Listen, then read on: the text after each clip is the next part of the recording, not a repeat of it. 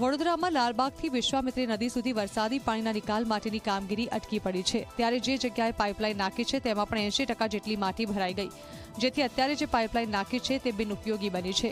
વાત એમ છે કે વડોદરા મહાનગરપાલિકાએ કોન્ટ્રાક્ટરને 43 લાખ રૂપિયા પેમેન્ટ ચૂકવી દીધું છે અને કોન્ટ્રાક્ટર કામ અધૂરું મૂકીને ફરાર થઈ ગયો છે। ચોમાસામાં લાલબાગ વિસ્તારમાં પાણી ભરાતા પૂરની સ્થિતિ સર્જાઈ હતી, જો કે આવતા વર્ષે પણ લાલબાગ વિસ્તારમાં પાણી ભરાય તો કોઈ નવાઈ નહીં, ત્યારે કોંગ્રેસ કોર્પોરેટરે કોન્ટ્રાક્ટરને બ્લેકલિસ્ટ કરવાની માંગ કરી છે।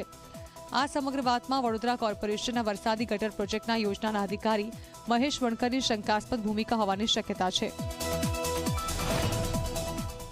લોકોના પરસેવાના વેરાના પૈસા કરોડો રૂપિયા આપણે ઇજારદારને આપતા હોય ત્યારે તમામ જવાબદારી આપણા જે અધિકારી હોય એમની હોય, સ્થળ પર કોઈ સુપરવિઝન નહીં હોતું।